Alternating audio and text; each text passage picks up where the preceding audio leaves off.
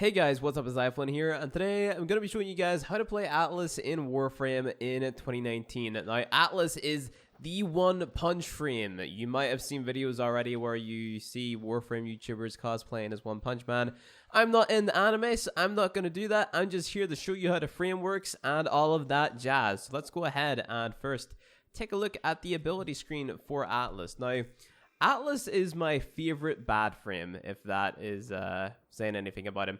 He's not Omega useful, but he's badass in the sense that he can deal damage and he's got the style, right? Like, look how badass he looks in the screen right now. It's insane. But let's go ahead and take a look at his passive. So, become immune to knockdown effects while on the ground.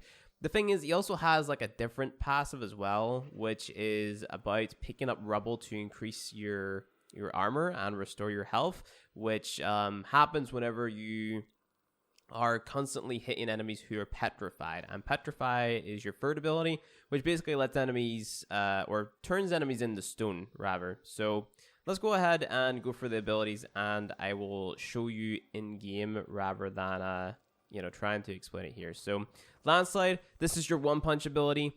Bash enemies with an explosive sliding punch and repeat for a devastating combo. Petrified enemies take extra damage and drop rubble when destroyed. Rubble can heal Atlas and bolster his armor. So the drain with the build that I am using is 6.25. The damage is 787.5 impact damage. The radius is 2.9. And my combo window is 0.78. So it's not too bad. That number can never fall below 0.5, just to throw that in there. So even if you have the worst duration on your build possible, that'll never fall below 0.5.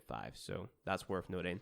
Titanics is your second ability. Actually, let's go ahead and show the Landslide ability in action first before we continue. So I'll show this versus a single heavy gunner, and I will show you the positives and the downside. So the positives are that the ability itself is pretty cool. So you just go ahead and do a big old slide and you punch the bad guy.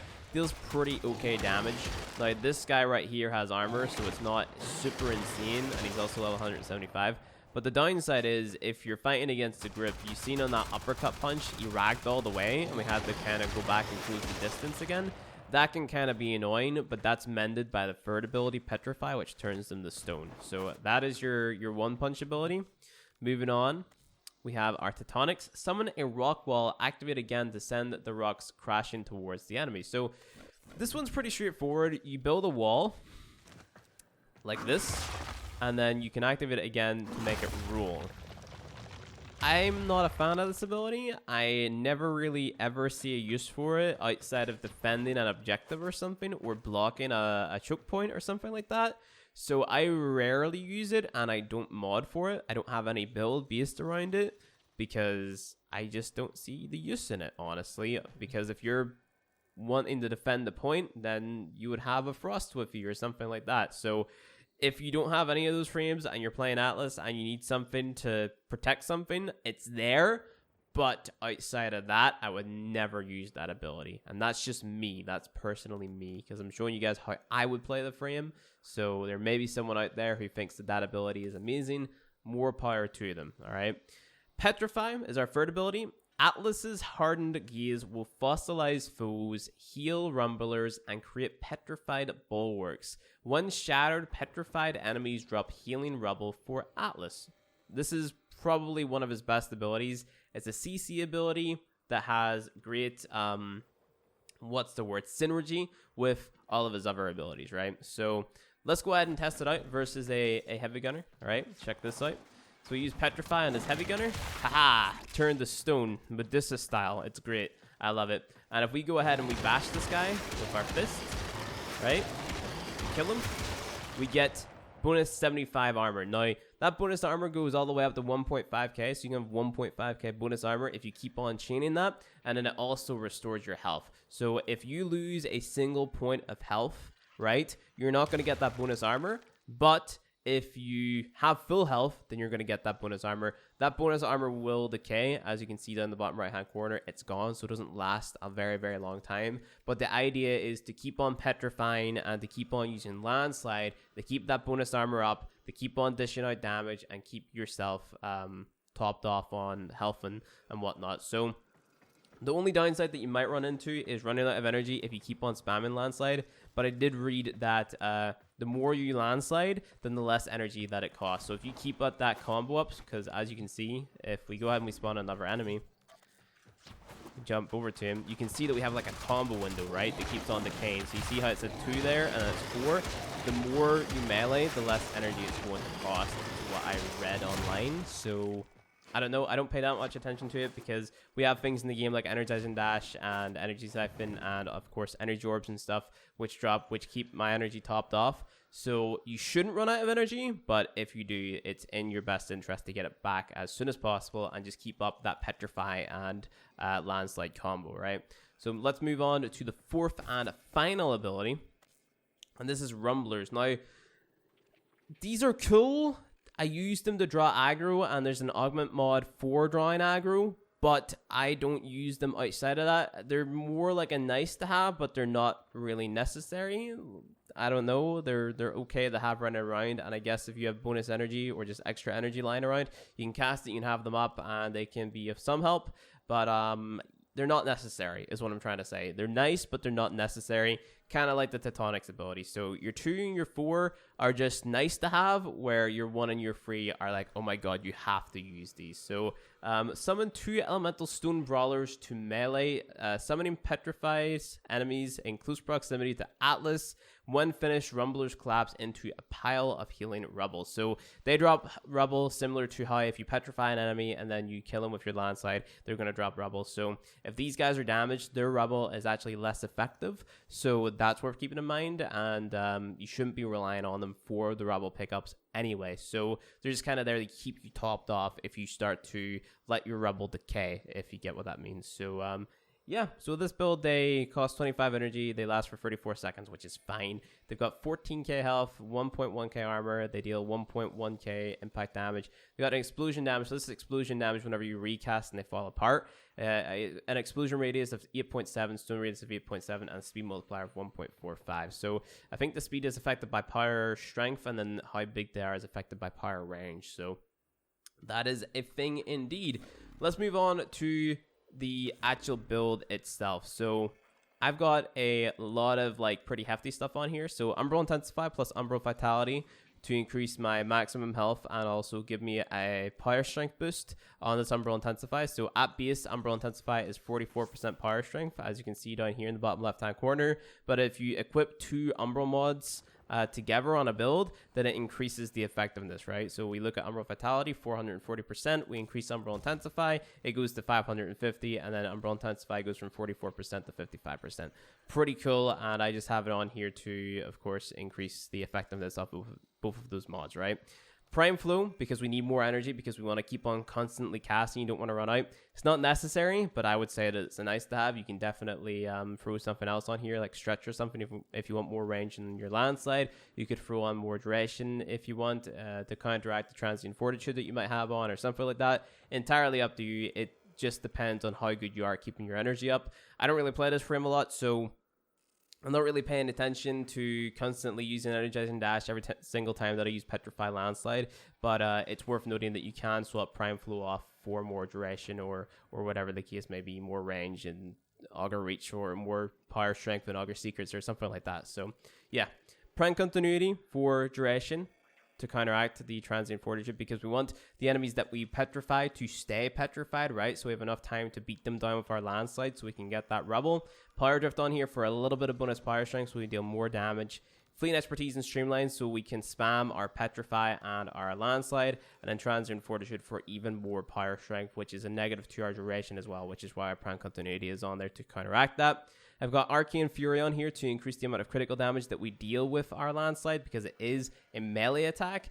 And then I have Cruise Projection on here to reduce the amount of enemy armor, so then we can deal more damage overall to those guys instead of having something like Steel Charge. So yeah, that is that. Cruise Projection is better versus armored enemies, and then Steel Charge is better versus enemies who don't have armor. Okay, so you might want to consider using Aura Forma on here if Atlas is one of your favorite frames. Okay, so hidden thing about Landslide is that it scales with your combo counter, and then also it is a pseudo exalted, and a pseudo exalted basically means that it takes from the mods on your melee weapon, right? So we have a jaw sword equipped right here, and the reason I have a jaw sword equipped is because it has a high riven disposition, which means I can get a riven mod that has a high bonus damage stat and a high critical damage stat, and that's why I've got this thrown on. So I've got 162.5% bonus critical damage and 327% bonus melee damage. So what you're looking for is bonus melee damage and bonus critical damage,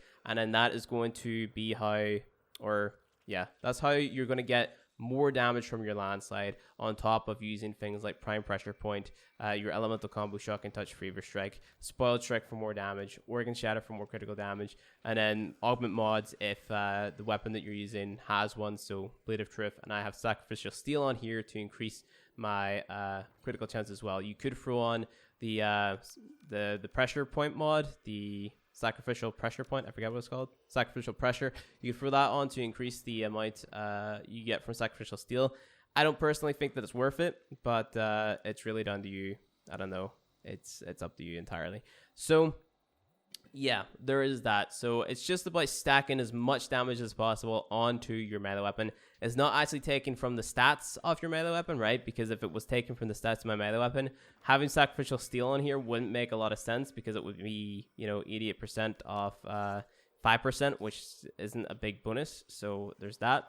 But you can use other melee weapons like the Mire, for example, because you get bonus toxin damage from that. That's just kind of a built-in thing, and then that would go on your landslide, and that would integrate with your corrosive damage if you're building that. You can use something like the Prismadual Cleavers, just anything that has a high riven disposition. You could even use the Venka to increase that combo multiplier as well. Just like the last video where we were talking about Ash keeping that combo multiplier up, the same thing applies here with Atlas, right? So just being able to keep that combo multiplier up to get more damage, and then that's it, basically.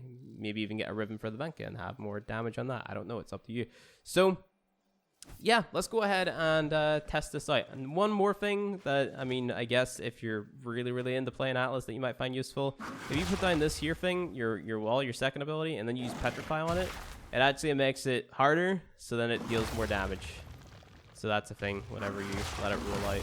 So yeah, if you're into damaging enemies with that, maybe just spawn killing them as they spawn in, using that as a massive bowling ball, then yeah, that's really cool. Did I explain why I was using this here, Arcane Fury? I think I did. This is just for more critical damage, so you can read it. So 10% chance for 30% melee damage, that's on your rank 1. 40% chance for 120% extra melee damage, so you have two of those. It's 80% chance for 128% bonus melee damage, not critical damage. So yeah, that is that. Let's spawn in Heavy Gunners, level 165. We're not going to have them paused, because if we have them paused, then because Landslide is a melee, you're going to get that stealth damage bonus, so it wouldn't be realistic damage in that sense. So we're just going to make them unpaused, and instead we're going to use Petrify. You're going to Petrify all of them, and you're just going to go ahead and spam your 1, and these guys die omega fast. So you're not going to be coming up against level 165 enemies if you're casually playing, and we absolutely shred these guys. You can see that we have that bonus armor down in the bottom right hand corner. It's up to 580, and you can also see that effect on Atlas. I'm actually completely invincible at the minute,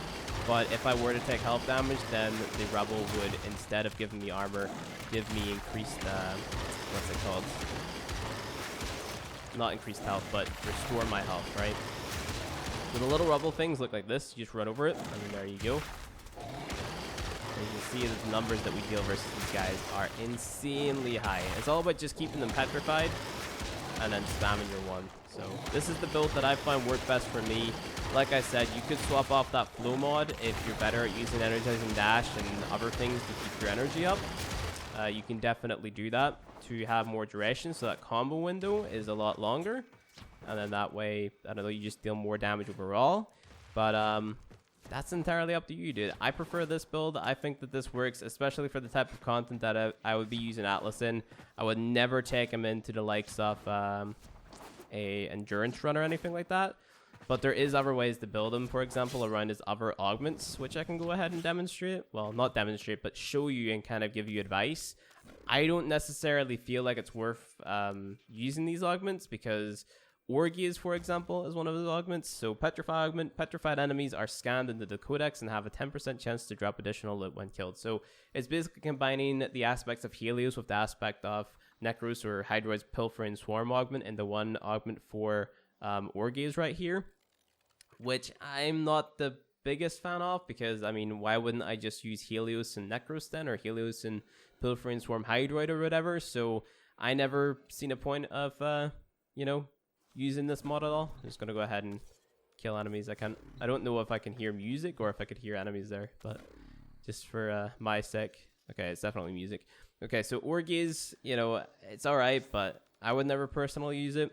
Titanic Fracture. Titanic's augment, create up to 2 walls with 70% health. Walls can no longer be turned into boulders, so if you want to use these for defensive purposes, go for it, but in that case, I just use a Limbo or a Frost or something. Then we have Titanic Rumbler. So Rumbler's augment, create a single Rumbler of 120% health, 120% damage, and 50% speed that taunts nearby enemies into attacking it. So this is just another like upgraded version of your big boy, right? So he taunts the enemies and all that jazz. So the effects of all these, apart from Orgies, can be increased by power strength, of course. So more health on your Fracture by using power strength and whatnot, more bonus stats on your Rumbler by power strength. Orgies, it's like, okay, duration and range, you know, that type of thing. So you want to make builds around them like that.